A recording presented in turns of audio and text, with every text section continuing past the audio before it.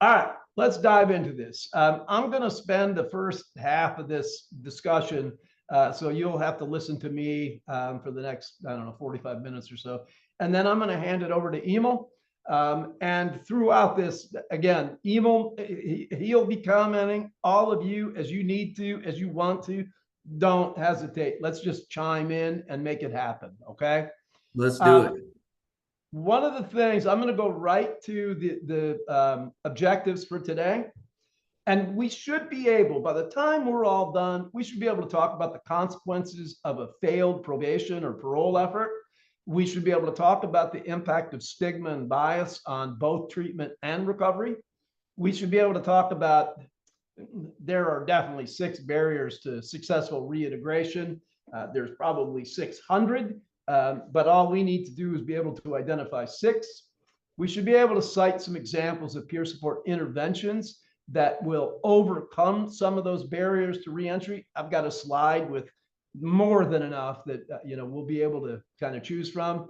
I want folks to understand and be able to interpret the subcultures of addiction and incarceration and the impact that those subcultures have on the individual. Because I will just give you a sneak peek. They are a major barrier to recovery. We don't talk about it very much, even though we focus really heavily on cultural competence, cultural proficiency, cultural humility. How did we miss this? I'm not sure. And there's also a culture of corrections, right? You could probably attach culture to many things. But we're going to talk about addiction, incarceration, and homelessness, because those 3 are the biggies. I've been a part of all 3 of them. I suspect some of the folks on this call have too. And I'll bet that many of the folks on this call have participated in at least one of these at some point in their life. And then we should be able to talk about drug courts and why they're effective and why they're a better alternative than a traditional court for folks who have a substance use or a mental health challenge or both. All right. We want to get a scope or a sense of what is happening in terms of full justice system, right? And it's huge. I mean, I don't think I have to tell you, we've got 1 million people in state prison, right? We've got 600,000 that get released yearly from state and federal prisons. There's more than 10 million people cycling through local jails. 2/3 of those people get rearrested within 3 years. We're going to talk about why that sometimes happens, okay? Why that happens actually often. And half of those people get reincarcerated, often on technical violations. So no real crime was committed, but somebody, missed an appointment with probation, or, blew off a job referral that, their parole agent gave them. It's easy to get violated on technicalities. And we think about the collective number of folks who were under some sort of criminal justice involvement. There are almost 7 million people on probation, in jail, in prison, or on parole in this country. And every year, more than 600,000 of those folks come home. So the truth is, not all of us are going to be gone forever. In fact, the vast majority of us are going to come home. And if we're not ready to do that, and if the community isn't ready to have us return, you see already what's happening. And we've been watching this happen now for years, decades, actually. And today, because of the danger of opioid overdose, particularly for people re-entering, it becomes more important than ever that we understand what's in our jails and prisons, that a lot of those folks are going to come home. And if we're going to change anything, then we're going to need to do upstream work, and we're going to need to meet people at the gate. We're also going to need to start reentry planning at arrest, because if we miss any of those, I've got a colleague, Daryl McGraw, the name may be familiar to some of you. And he talks about this all the time. Listen, if we don't start at arrest, by the time we wasted a huge amount of time prepping somebody around the value of recovery. When you have them, a sort of captive audience, if you will, right? There's a lot of folks who are hungry for recovery, but don't have any idea how to get there. And they also have a lot of influence through those subcultures I mentioned that keep them from getting there. Okay. When we talk about community corrections, really the difference is, community corrections is when you are being supervised in the community. You may be on probation, you may be on parole. You don't necessarily have to go to jail or prison to be part of the community corrections. I think, a couple of times I was sentenced to probation and, some constraints on what I was able to do, but didn't have to do any jail time. Other times it wasn't so fortunate. But what we want to understand about community corrections is it's also massive. And I don't have 2023 data. I've got some fairly recent stuff. This one for me, 2020, it's okay. It doesn't capture COVID as much, or at all, actually. But it's still pretty accurate. And we're talking about almost 4 million people under community supervision. Now, the cool thing is, it's down about 270,000 from January 1st, 2020. So we've been able to discharge almost 300,000 people off of probation or parole in a year. And of course, this is national. So, it's still 300,000 is a fairly big number. And, we can applaud that. About 1 in 66 adults in this country were under community supervision at the end of 2020. The adult probation population actually declined 8.3% in 2020. Sorry for this data and all these stats, but they matter because what we're seeing are declinations. These numbers are declining. And that number, 8.3% through 2020, the largest annual decrease since 1980, when the Bureau of Justice Statistics actually began collecting information. So oddly enough, as much as we hear about the increases in crime, especially today, it's not really accurate. And not only that, our prison and jail and parole and probation numbers are dropping.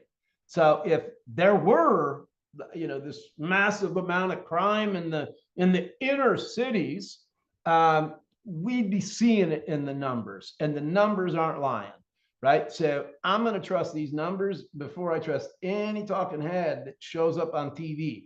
I don't know what their agenda is. I have no idea. I know what ours is, and that is to try to support people coming out of those institutions so they don't ever have to go back. And if I can do that, if we can do that, we've done our job. And I can't ask for anything more than that. We also saw probation populations decrease in 42 states and DC, and in the federal system. But there was an increase in 7 different states. And I think I'm going to talk about that a little later on. And I'll just give you a quick example. Pennsylvania has, on paper, it looks like they really have been dropping the jail population, the prison population. They've done a great job. But when you look at the full criminal justice picture for them, they're one of the most punitive states in the nation. So you would get the data, and the data would look like, wow, their stuff is really going well in Pennsylvania. Yeah, because they may not be sending you to jail or prison, but they definitely have you caged with probation and parole. Let me see. Is there anything else I really want to talk about in here? Here's one that I think is probably important.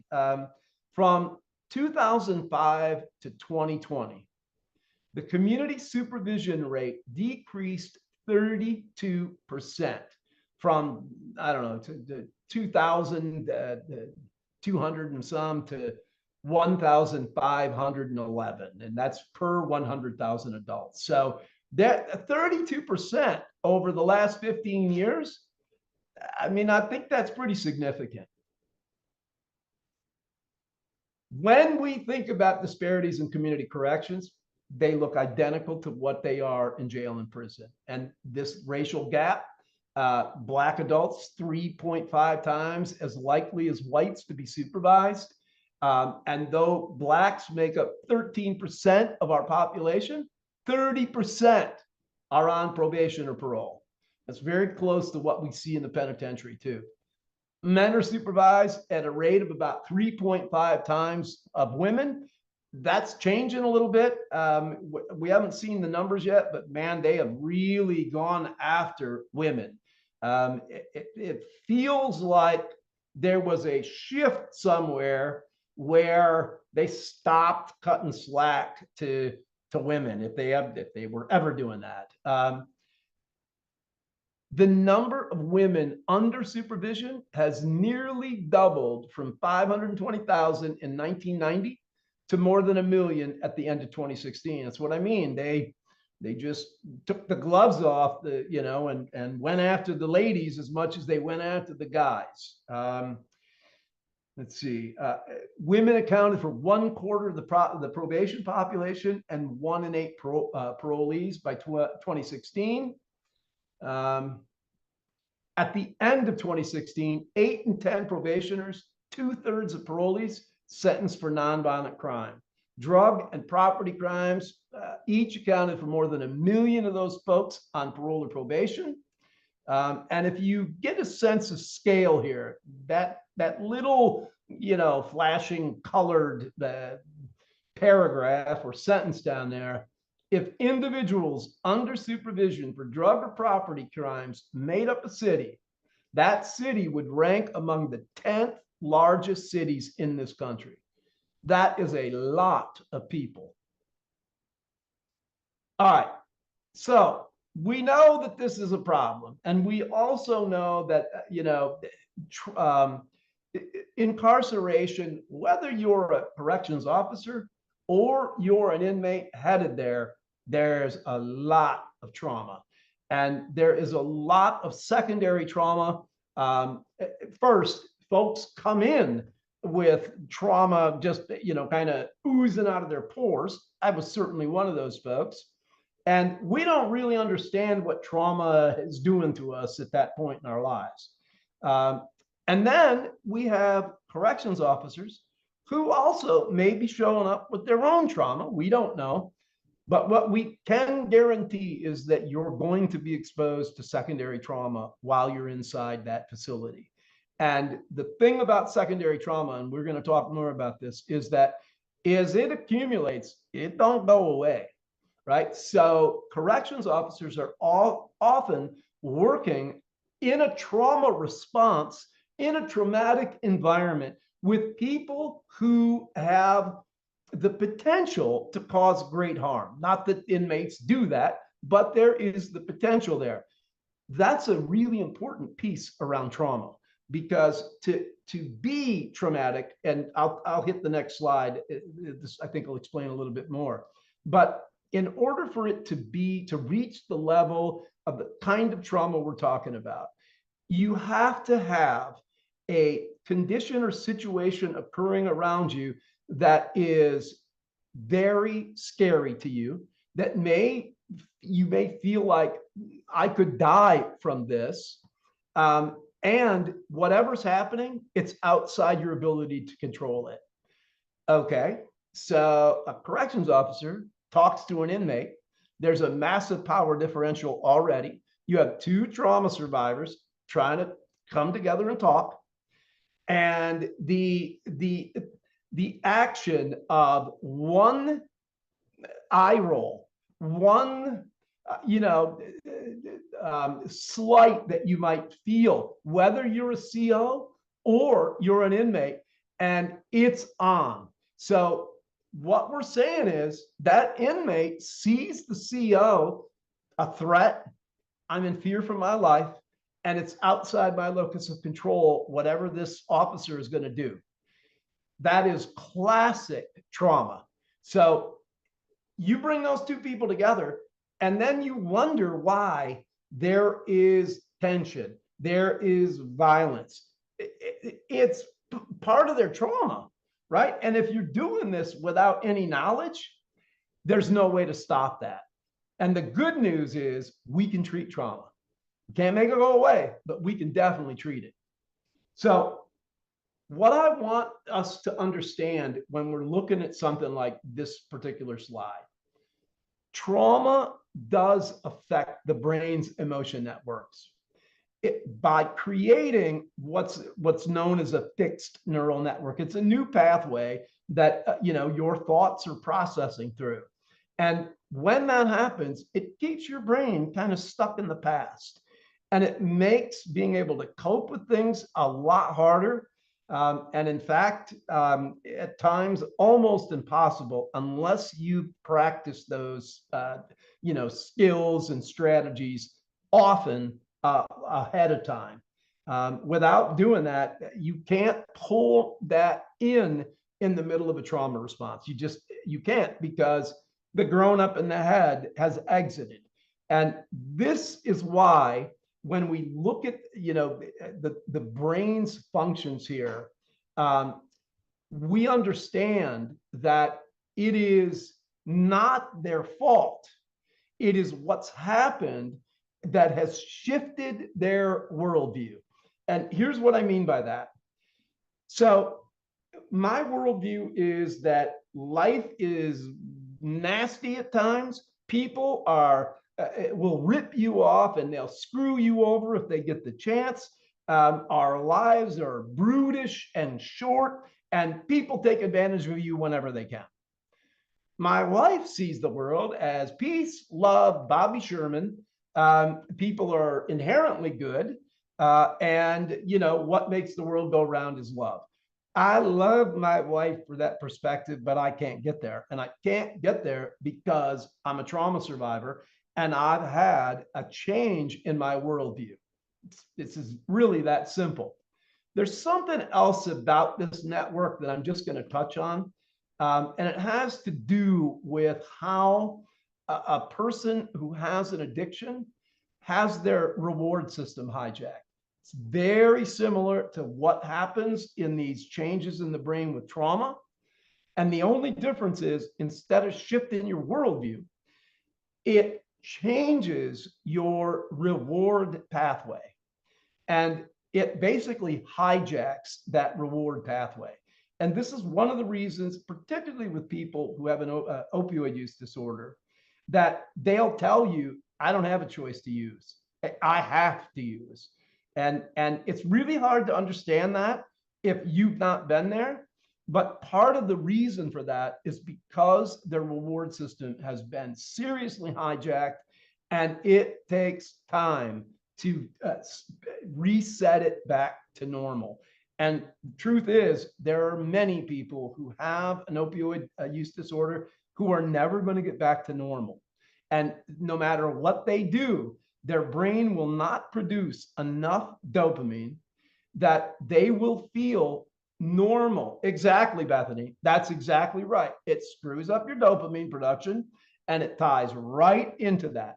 And this is also why you cannot ask somebody that you start on medication assisted treatment, all right, here's your end date. This is when we want you to end. You can't do that because you don't know when that person may be ready to stop, and they may never be ready to stop. And the reason is not because they're getting high, it's because they're staying well. And if you've ever seen somebody in the middle of a dope sick, you can pretty quickly understand why they want to stay well, right? It's not rocket science. When people are as ill as folks who are in serious withdrawal will get. So understanding that there are actual physical changes is the key, right? Because this is not a moral failure. It's not, trauma isn't a moral failure. Addiction isn't a moral failure. It is, we can argue whether it's a brain disease or a behavioral health challenge. Who cares? Because we're going to treat it the same way. We're going to come at it trauma informed. We're going to come at it person centered. We want to come at it in a whole health perspective. Because if you just treat the addiction and you leave the mental health and the trauma to do its own thing, we're going to see that person back with with the a return to use, a new addiction, whatever it may be, because we haven't given them the tools or the knowledge to help start processing through why I do these things and how can I stop. Exactly, Richard. I always say this ain't no sprint. It is a marathon. And I've been in recovery 23 years. I feel like a child at times in the amount of things that I need to learn. And I'm not the only one. I think, Emil and I have had conversations about this in the past. I'm not alone. He's not alone. And if anybody on this, on this event is, can relate to this, you're not alone either. Secondary trauma in the work that we do is very real. And when you work in a justice involved environment, there's really no way you can avoid secondary trauma. And when we talk about secondary trauma, all I want you to understand, you can do, there's all kinds of trauma trainings. I'm happy to come and do another one, but you can Google it and probably find just as good of a training online. The problem with secondary trauma is that it is sneaky. And you aren't quite aware that what's happening to you is you're hearing other traumatic stories, or you're, dealing with, somebody who has been attacked by an inmate, or you are responding to a critical incident in the jail, or you are a parole agent who is reading the crimes that somebody committed. All those things create secondary trauma in you. All of them. You're collecting them. They're just building up, gathering up in you. And if you're not aware of that, there will be some behavioral changes. And I'd like to add something right here, Stephen. Yeah, please do. Please Yeah, do. so it's especially difficult for people that are working as peers in justice involved settings, because we have all this trauma from our addiction and potentially prior to that, or complex PTSD as we're talking about. But for me, it was very difficult to deal with the corrections staff because I was used to being on the other side of the gate, you know what I mean? And yeah, so you're dealing with inmates or individuals who are incarcerated, and watching them go through the struggles that you went through and dealing with correction staff. So it can be very, very difficult, especially when you have a lot of empathy like me. It can wear you down, but self-care is critically important for peers. Thank you. Yeah, Emo, that self-care piece is really, really important. And I think you nailed something that also is super important. Those of us who have this high level of empathy or compassion, particularly for folks that we see are going through some struggles that we've experienced, and that they really don't need to go through, and shouldn't have, if we would have been able to to intervene and support some way. But we're at higher risk for absorbing that secondary trauma. So if if you care about the folks you're working with, and you're not just there to get your paycheck and do your thing. That's some people do that. You're at higher risk for secondary trauma. Of course, the very people who are willing to help are also the ones that get the most negative impact from doing that help. There's some real terrible, I can't think of the word, but I don't like how that feels. And these things come just from hearing or learning about these distressing events and experiences, or caring for people who've got really bad physical or mental health injuries or addiction injuries, and then bearing witness to a survivor's physical or emotional distress. You talk to a family member, you talk to a crime victim, it's all secondary trauma, all of it. So we have the secondary trauma cooking along, and often it can create this piece of post stress, right? Post trauma, that causes us great challenges. We'll talk about this one in just a second. I apologize. Right before this session, my whole tray that held my keyboard and my mouse just fell off and is laying on the floor. Nicole, exactly. It is ironic. Thank you for that wonderful word choice, because that's exactly it. So PTSD happens after you're exposed to some terrifying event, something horrible. And remember what I said about trauma. It is an ordeal in which there's some sort of physical harm. Absolutely, Bethy. Absolutely. Cortisol is a nasty chemical. And that intense physical harm, remember that I said I could die. That's the thought. It's outside my ability to control that. And often I don't like the term flashback because I always connect it with LSD, but we do flash back to those incidents, and we struggle with 50 years later. I can still see my cousin chasing me around the house, the outside of the house, with a pair of scissors. And if he'd have got me, he'd have stabbed me. There's no question he'd have done that. Yeah, Roy, it does. It collects in that mental backpack. You're spot on. That kind of stuff, your family member chasing you around with a pair of scissors and swearing and screaming at you that he's going to kill you, that's got some pretty good trauma with it. And clearly, 23 years or 40 years or 50 years later, that I'm still remembering that like it was yesterday. Yeah, those persistent and frightening thoughts and memories of that ordeal. And Bethany, you're spot on. That happens all the time to me. And my wife often asks, well, why? What's going on? I don't know. I can't tell you why I just got triggered. It may have been somebody that didn't turn left fast enough and I got caught at the light. That triggers me. It could be that, my dog is barking at the leaves flying by in the yard, and I'm in the middle of trying to do this, and that can trigger me. So there's all kinds of these things, as Bethany points out, and as Emil says, they just happen.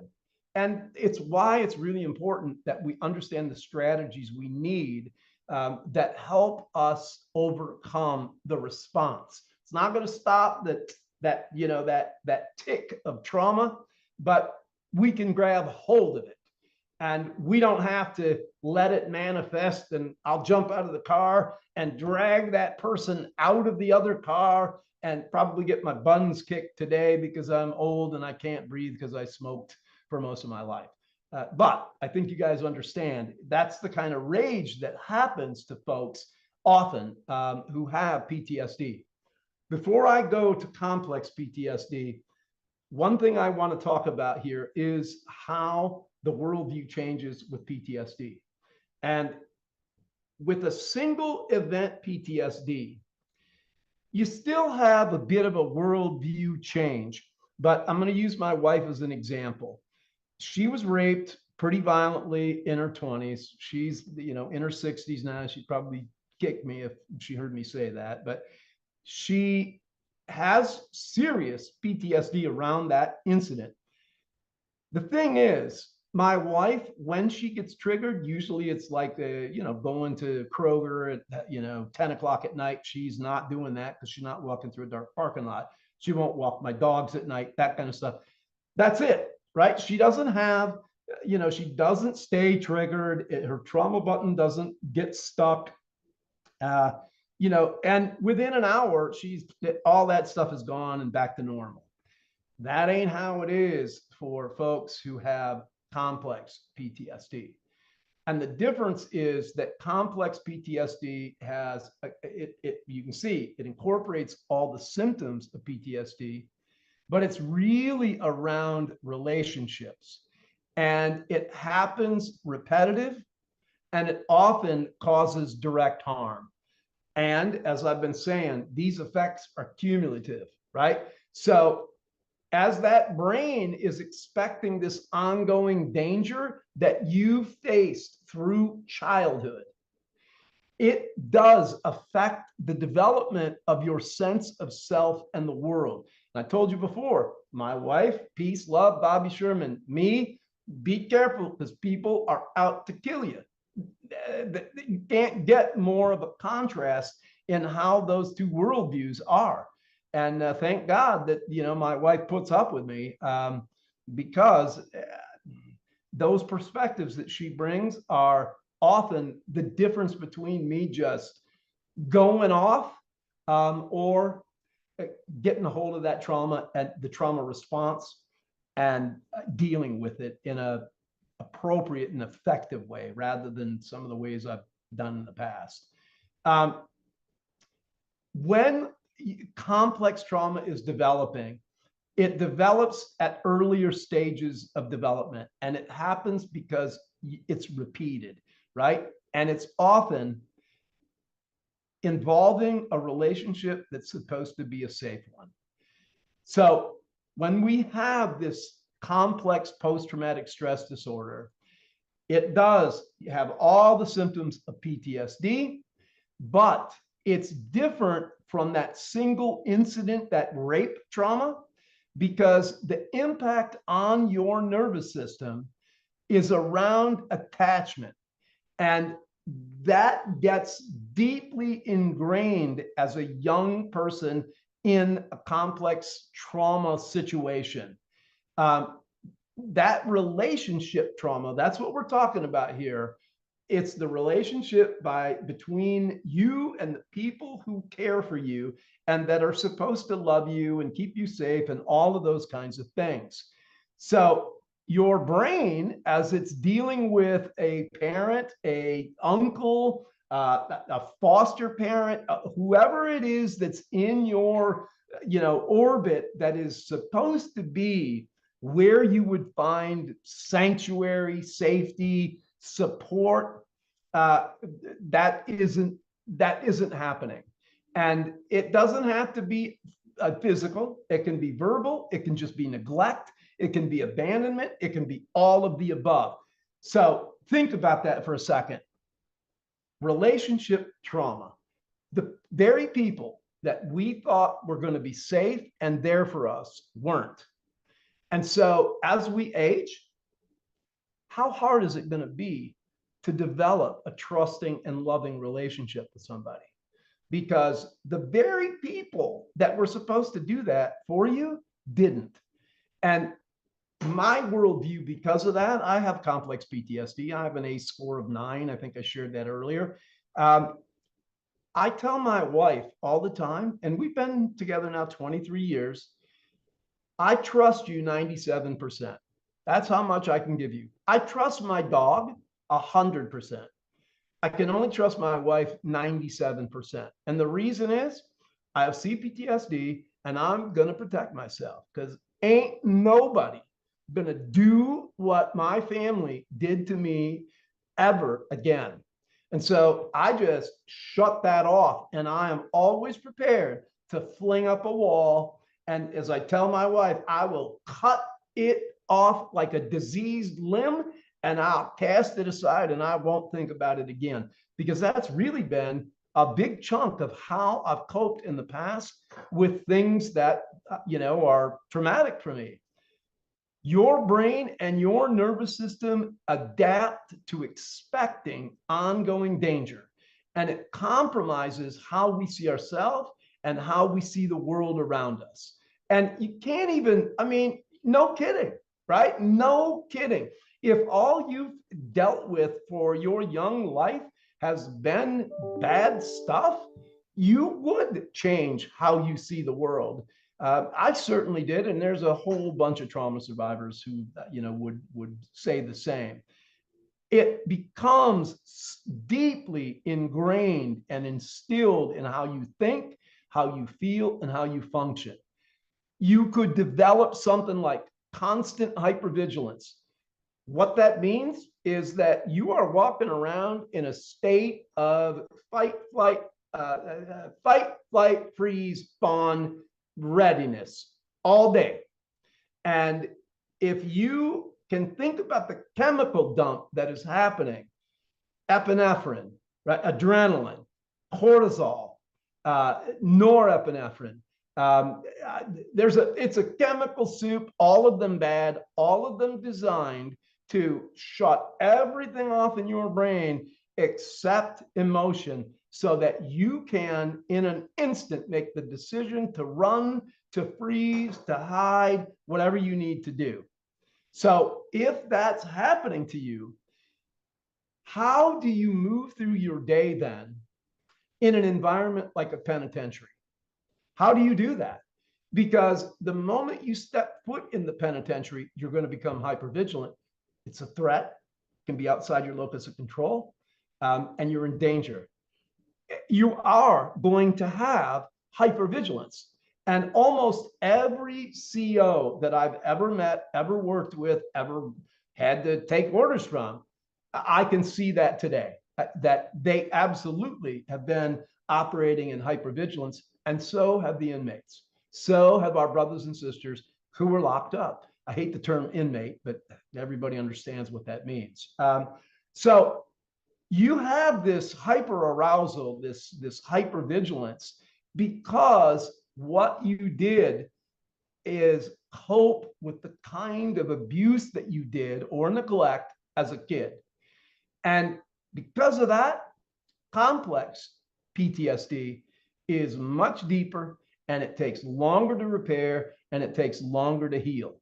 It is absolutely a marathon and not a sprint. And there's something else about, how this happens to folks.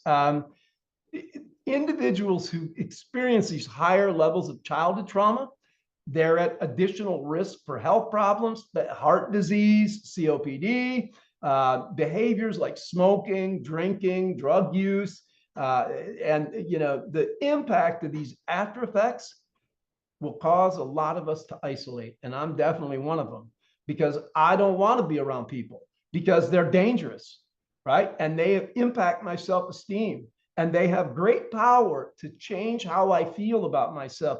I'm not putting myself in those positions because I don't want to hear it. I don't want to have to deal with it. And I'm pretty happy and calm in the life that I have right now. I'd like to keep it that way. And if I invite other people into my space, I run a risk. And I've run plenty of risks, and I've been burned enough times that I'm not taking those risks anymore. I think there's a number of us who, and particularly as we get older adults with substance use disorders really do tend to isolate more. You don't see them as much in groups. You don't, they go, but we do tend to isolate a little bit more.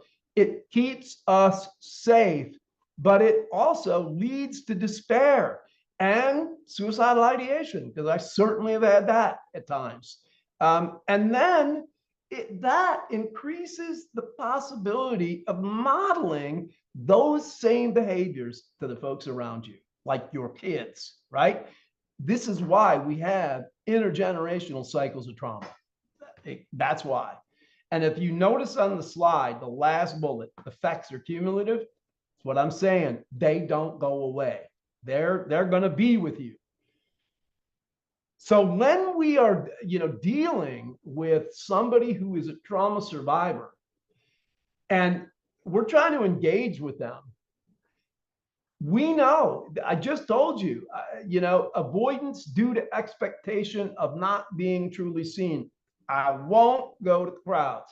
I don't work with social workers. I don't want to because I know that the bias there can be overwhelming. I'm not talking about all social workers, and I apologize. I don't work with some social workers because they are stuck in a past mode of thinking. There are plenty, and I do some training for the Alabama Social Work School, and I'm really encouraged by the folks who are coming out. That they're also at high risk for secondary trauma because they are compassionate and they do care. Fear of placing trust in other people. No way would I do that. I barely trust my wife. More comfortable with transactional relationships. Yep, because when I had the good dope, I had a lot of friends. And I still don't understand why anybody would want to just hang out with me to hang out with me. I don't have anything to give you. I don't have anything to sell you. Why do you want to talk with me? That's so true. And so difficult to develop friendships with that often we don't. We don't. It's why we're isolated, and it's also why we get despairing, and it's depressing. I don't think I even have to tell you guys this. Difficulty following through with appointments and referrals and plans. Yeah, because they don't really matter, right? Those things don't matter. And then, of course, there's a loss of hope and our dignity and our self-respect. And every time that we have to deal with this, we go through that cycle, right? And if you add in drugs here, what ends up happening is we get the guilt and the shame from the stigma, and we end up feeling exactly like this: no hope, no dignity, no self-respect. And what we say is, I've had enough. I need a break. And we know how to get the break. We're really good at getting the break. And when we get that break and we have to return to, reality again, here it comes again: shame, guilt, loss of respect for yourself, all those things, until we need another break. And I spent 20 plus years in that vicious cycle. And I know there are people who have spent a lot longer time than me.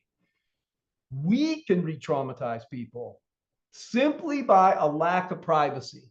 So if you're in prison, I had to poop with 10 other guys. I had to shower with 200 other guys. I had no privacy, none. And when I actually was a watch office person, love that little poop emoji. When I got a job in the watch office, I actually got to go to a privileged dorm, and my cell had a door. And I could close that door enough that I could sit on the pot and not have anybody see me. And if you've never had to poop in front of somebody, you can't really understand how awesome it is not to have to do that again. So lack of privacy, unwanted touching, and I'm talking about not a hug, just walking past somebody and tapping them on the shoulder. That's enough. That's enough. That's unwanted. We didn't ask for that. And it definitely can traumatize us because a lot of people have been beaten.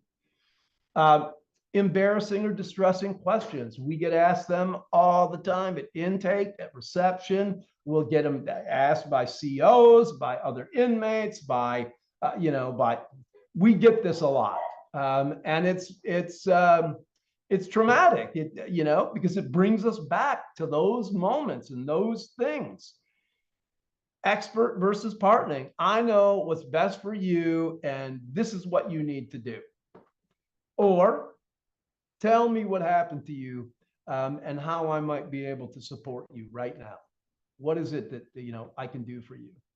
Only one right way. I got into recovery by using a 12-step program. It is the only way that you should move forward. No, multiple pathways, and how I decide to enter recovery is up to me. That personal unresolved trauma, so many of us have that, and it's hard to know. If you're not aware of what trauma is and what it does to you, you wouldn't even be aware that you are a trauma survivor.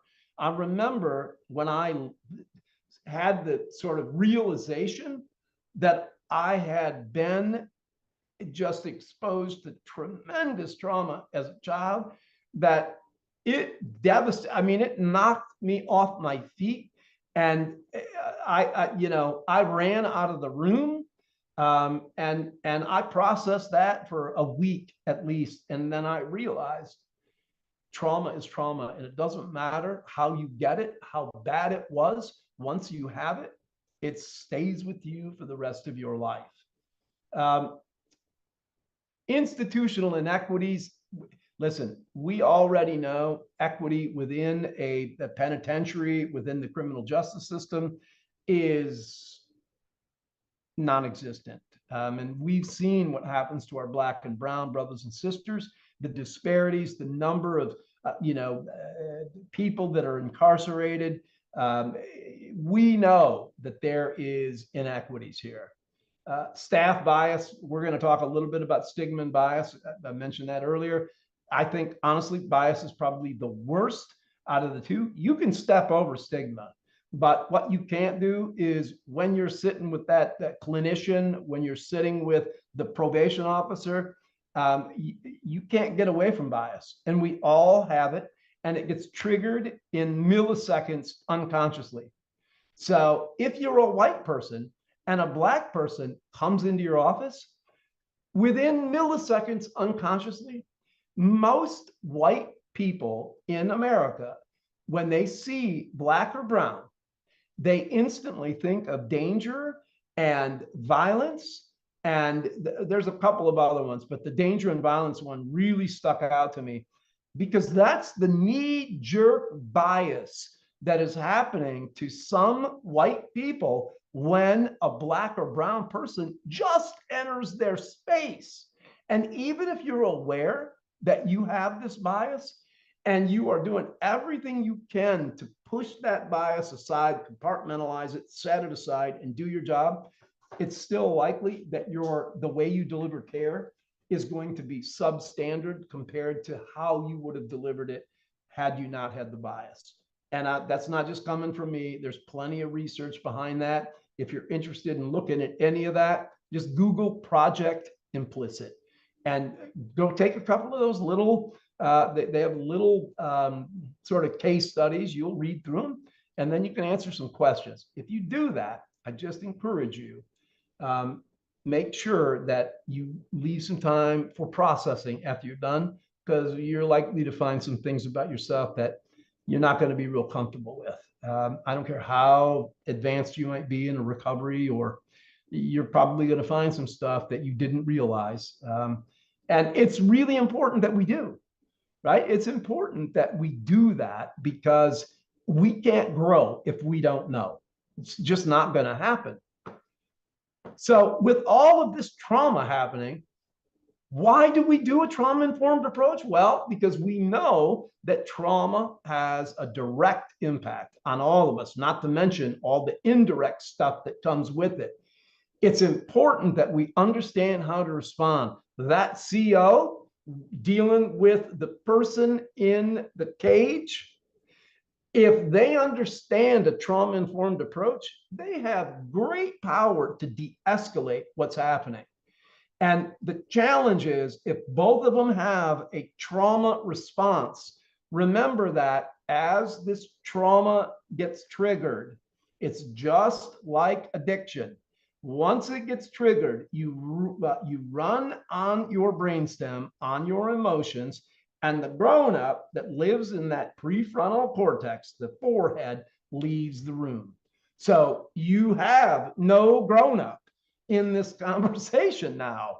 And this is why a CO, if they know how to respond, has great power to de-escalate and to return, all of us back to, I wouldn't say sort of a normal experience, but at least one where we got our arms around, how our trauma response is going to come out. If we know the impact of trauma, we can improve the outcomes. Just what I just said. We understand how to respond. We can minimize the impact of that trauma, and we can improve whatever situation that we may be in right now with that. If we understand the trauma, we can manage the risk better. If you know that, Joe, this is his, this will be traumatic to Joe, then we don't do that to Joe, right? Or we find another way to come at it so that Joe isn't, impacted by a huge trauma trigger, and then doesn't hear anything we're saying anyway. And by God, we all, because we're human beings, we deserve a little respect and a little dignity and a little autonomy. I get it if you're locked up, it's, these things are challenging, but you're still a human being, and we take the worst people in our society and we still give them 3 hots and a cot, right? They're human beings. And so, we need to treat people like human beings. Yeah, some of the stuff that we do, it's pretty bad, but it doesn't mean that we've given up our human being status as a result of that. So when we focus directly in on corrections trauma, I like to think of it as more corrections fatigue. And basically all that means, you've probably heard the term compassion fatigue. Often it's used in conjunction with burnout. They're completely different. And so with compassion fatigue, what you need to understand is that you may feel by the end of the day that you can't hear another story. You can't do any more with another person. You're done. You are out of your compassion tank, has run dry. You leave, you come back in the morning, and your compassion tank is empty. If you have burnout, when you return the next day, you're still going to hate your job, and you're going to hate that, you have to come to work, and that, why am I even bothering with this? Burnout is directly related to your job, HR, supervision, your pay, your vacations, the culture of your work. That piece is burnout. Compassion fatigue or corrections fatigue is just taking in so many traumatic things that you can't hear and deal and cope with them anymore. And you need a break. That break isn't like burnout. Burnout's break is, I need to find another job. Compassion fatigue or corrections fatigue is, I need space away from all this trauma for a bit. I need my work-life balance. And so I'm exiting out for today. That's it, right? And with corrections fatigue, it does better capture that traumatic exposure on a corrections professional. And when I say corrections professional, I'm talking about everybody from a CO to the person in the mailroom who's opening and inspecting your mail to, somebody who, is in the administrative, portion of the prison or jail. Everybody is impacted by secondary trauma in a corrections environment. It's unavoidable, and nobody who works in it is going to be completely immune to it. So knowing that, understanding that everybody in a corrections field is being exposed to secondary trauma out the wazoo helps us understand why sometimes our corrections officers, our parole and probation, aren't the most friendly, right? They're not the people that you want to invite for dinner. It's because you're dealing with another trauma survivor. So it matters because, as you can see, This is a 2013 study, and I apologize. I had all of the study citations up. They're now in the speaker notes. So you'll get a copy of this. It's up within 48 hours. So this will be there. If you want to take a look at those studies, have at it. But 36,000 COs, 34% staff and security roles, PTSD. 31% of those folks with depression. In 2016, 34% of the participants had PTSD, 36 with depression, and a quarter of them felt both of them. Rates of both, as well as the risk of suicide, this blows me away. We're higher among people working in high security units. I kind of get that. And among those who had worked in corrections for 10 years or more. What that tells us is that this stuff doesn't get better or easier with time. It gets worse. And unless you've got 20 plus years, there seems to be at some point in that, work tenure that this drops off.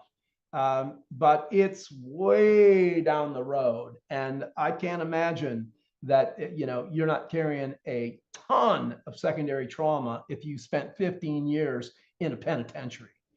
And then when you look at the suicide rate among corrections officers, twice as high as police officers and the general public. And when you look at that risk against all other professions, it's 39% higher than all of them combined. Those guys and those women are in serious trouble. They are in serious trauma land. And we are feeling that. We're feeling it in the way that inmates or people who have been, incarcerated are released and re-entered, and what they bring from that experience. We see it in the numbers of substance use, domestic violence, suicide, mental health treatment. We see those numbers in corrections, and they are high. You can see them. They're scary high.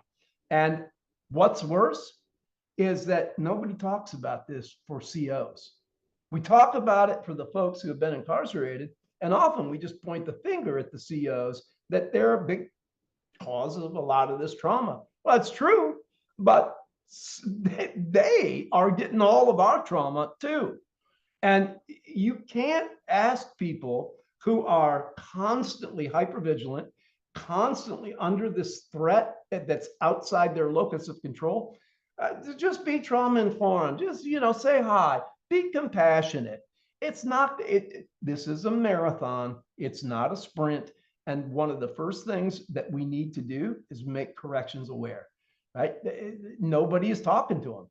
I have something to add here, Stephen. I mentioned this in the chat, but I've seen officers when I worked in jails go from a situation where they're trying to de-escalate or someone's spitting on them, who's maybe experiencing a mental health break or something like that, and then transition to the treatment pod where we have people who are, inmates that are trying to change their life or do recovery or et cetera. And the officer is unable to adjust from, this setting to this setting. So they go into the pod where people are trying to experience treatment and recovery, and they treat them as if they had just tried to spit on them. And it's very hard to make those transitions. Absolutely. And I think what you just pointed out, Emil, is a large part of the challenge of bringing recovery pods into a jail or a penitentiary. And if we're doing that, one of the things that both Emil and I have learned is that those COs, they need some serious training, and they need the training and a designated role in that recovery pod.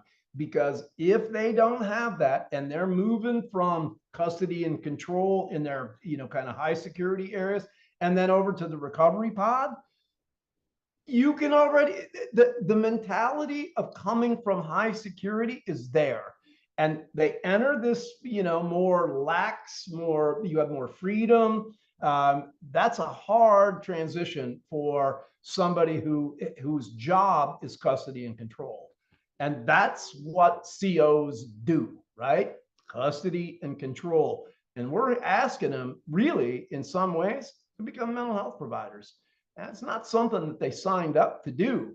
But it's, it's important that they understand the impact of trauma. They don't have to understand all the mental health stuff that comes along with it, but that impact of trauma, how it affects them, the work they do, and the people that they're doing that work with is super, super important. I talked about this already. Here's systemic, sorry guys, systemic workplace stress. That's burnout. Paperwork. I don't have enough time. My retirement benefits suck. Man, it's a pain in the rear to get reimbursed. I have that one. Family responsibilities, political pressure at work, the culture of work, and the hazardous duty that can come along with that. Burnout. I want out of this. I don't care. I'm done. I could give a crap. Traumatic workplace stress, that compassion fatigue, individual suffering firsthand, an extreme or life-threatening event, repeated exposure to secondary trauma, hypervigilance, this emotional and social isolation. That's definitely me. Escape and avoidant behaviors. I need a drink at the end of this shift. Intense feelings of anger or depression, domestic violence, child abuse, right? Those things happen. And a disruption to your trust, your worldview, and how you deal with your personal relationships. Those are huge impacts.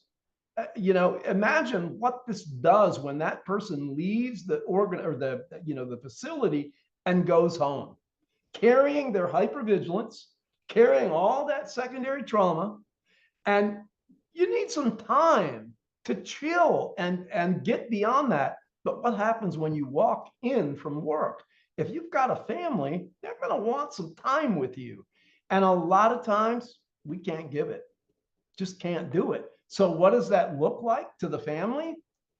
It doesn't look good. And it translates to neglect and, and abandonment. Not to mention if there's any violence or, you can add those things in too. So we know that trauma does an awful lot to keep us coming back.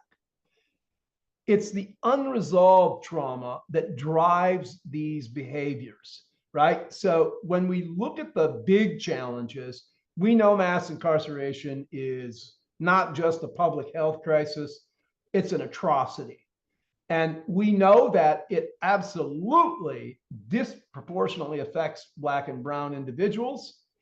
And we know that when you get locked up, the healthcare is basically non-existent.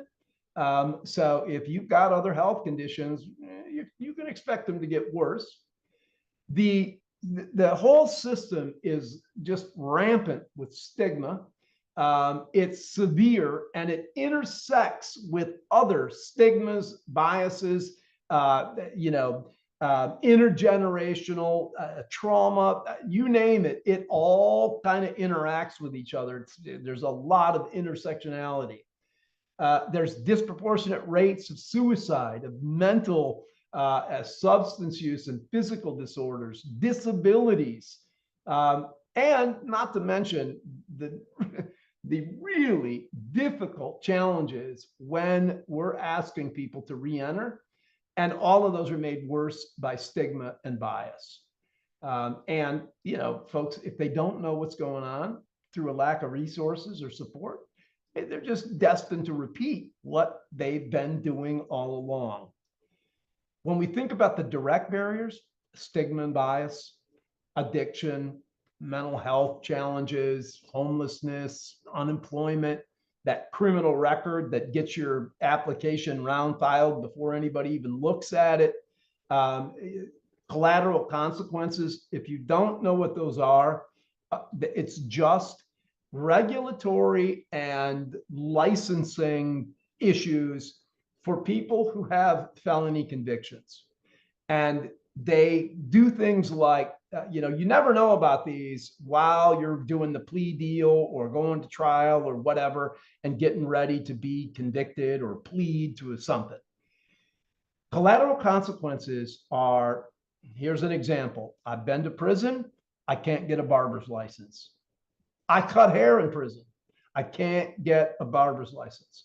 I I couldn't work for the Substance Abuse and Mental Health Services Administration, SAMHSA. I can't get a job there. I do a ton of work for them, but I can't get a job there because I have a felony, right?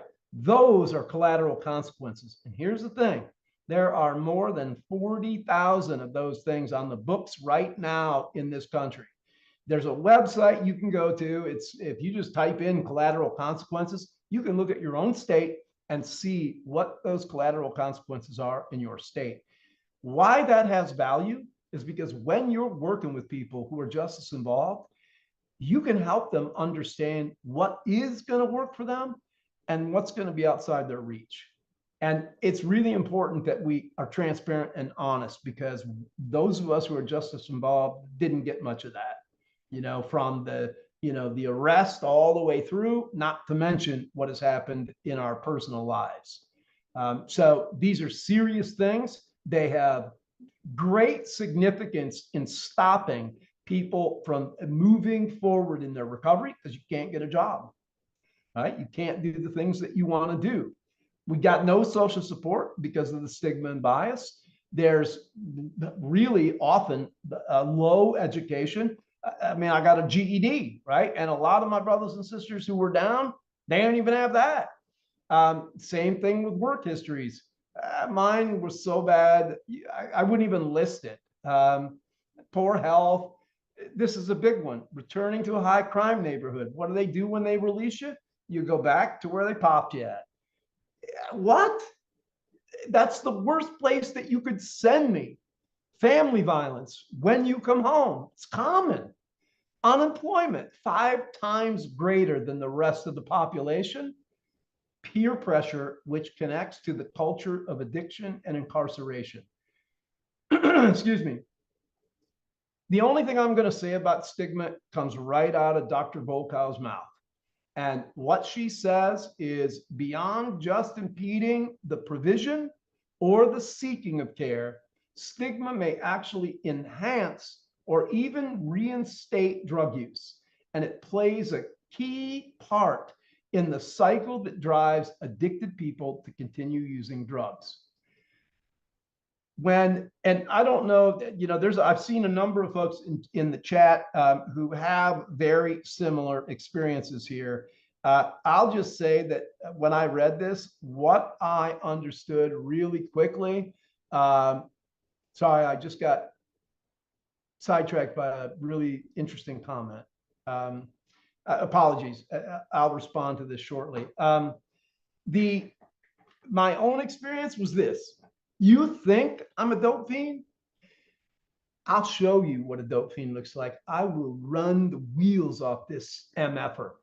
And that's what I did. That's what I did. Because nobody believed in me. So what's the point?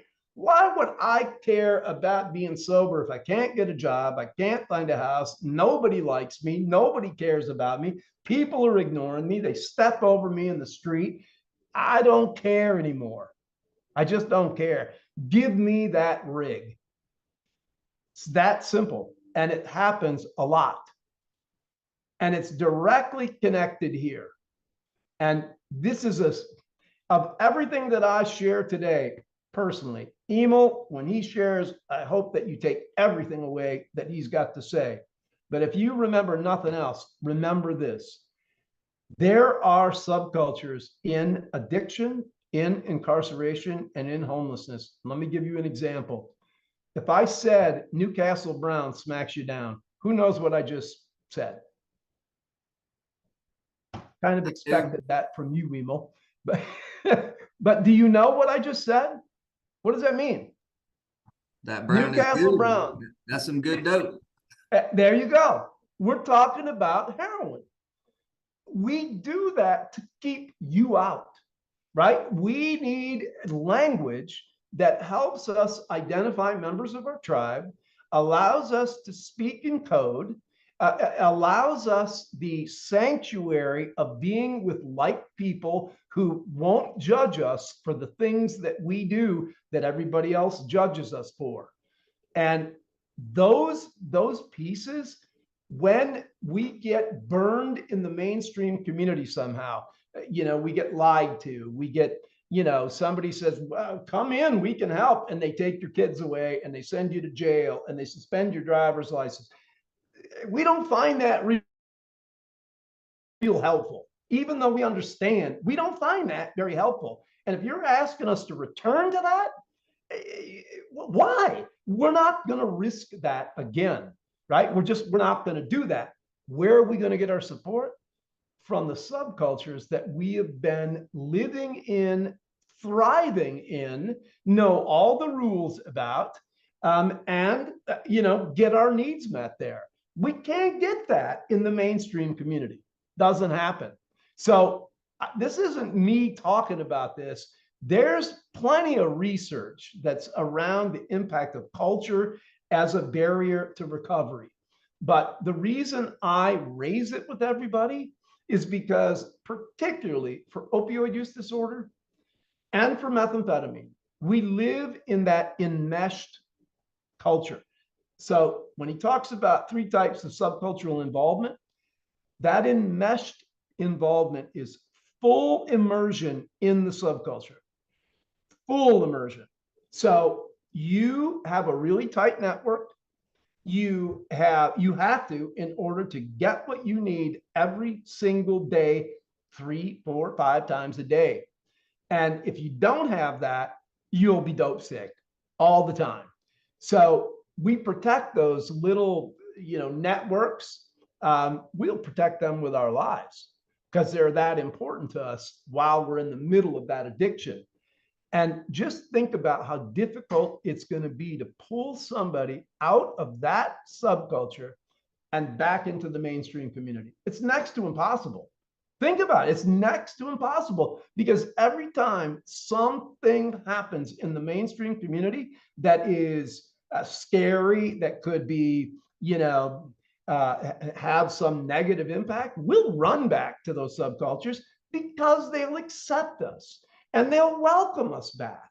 And, when you have been in prison and you have an addiction and you're released into homelessness, you have all 3 of these subcultures banging around in your head.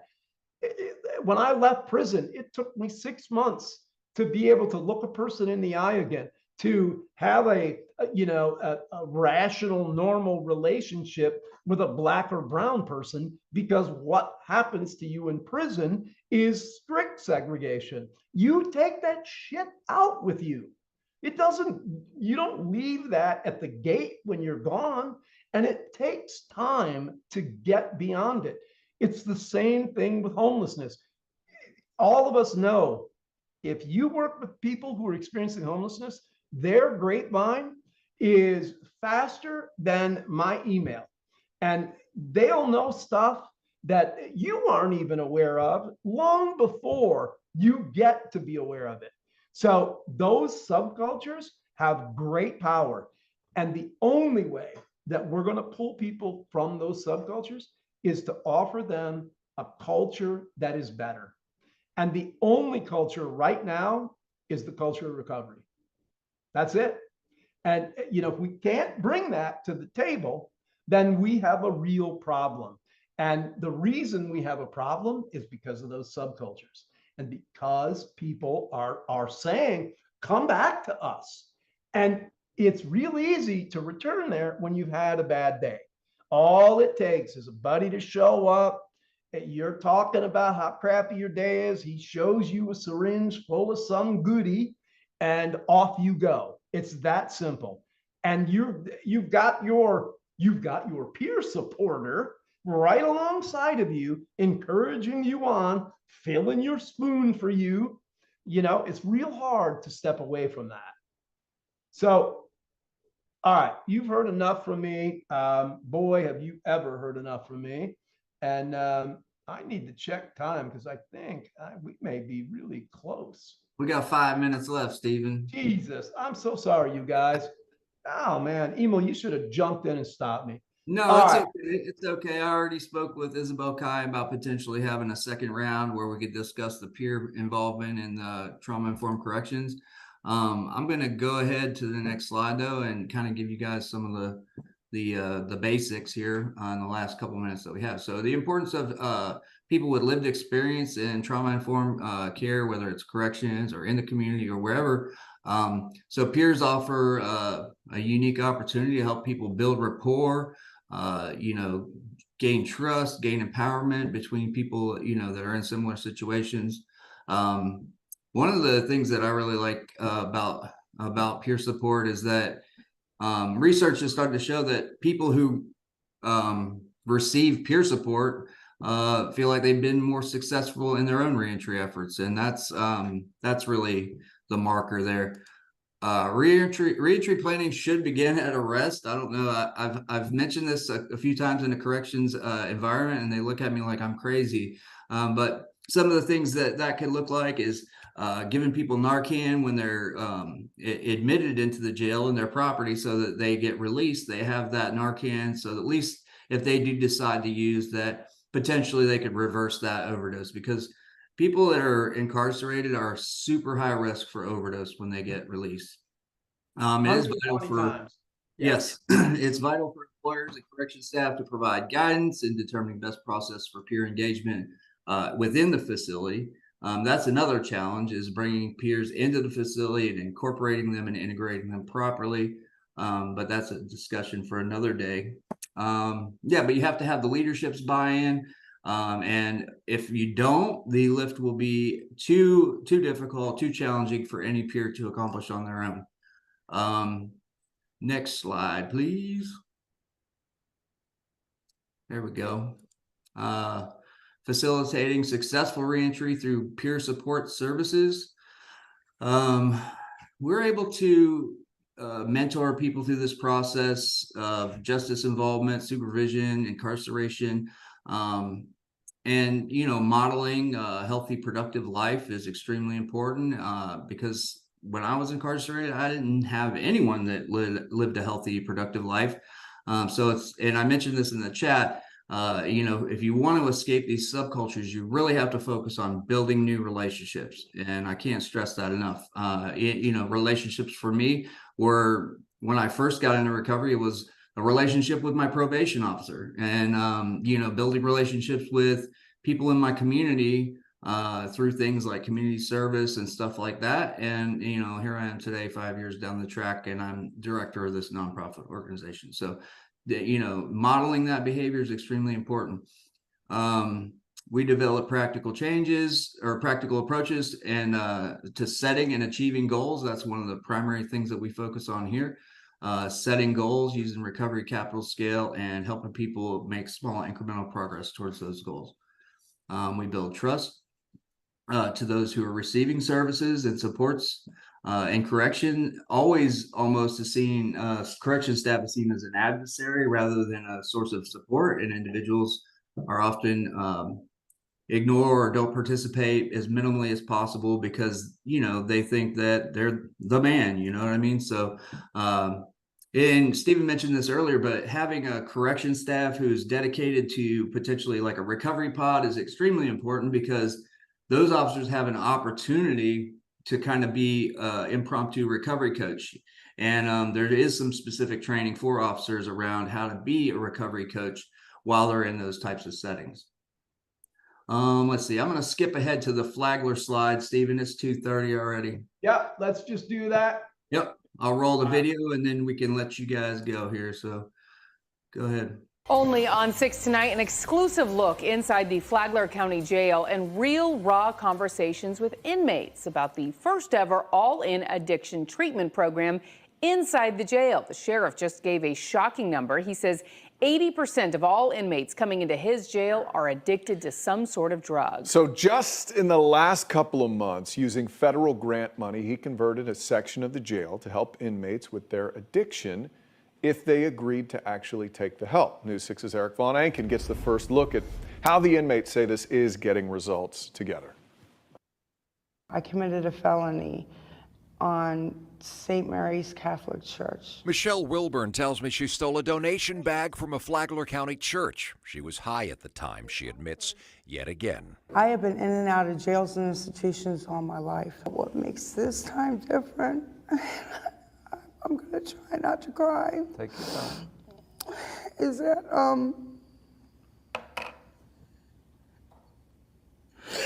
I've lost a lot.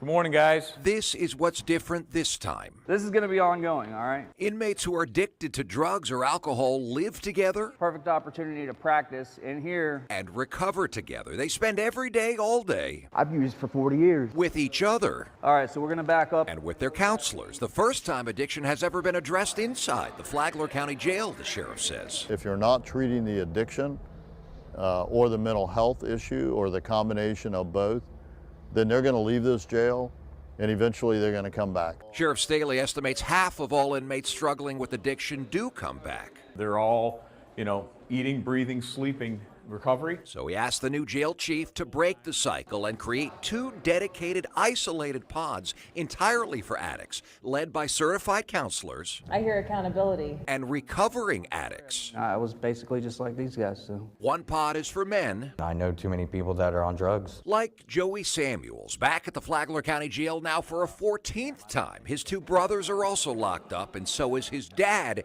here at the same jail. For the first time out of 14 times, I'm tired of coming here and being in this program. The biggest thing for me is the support.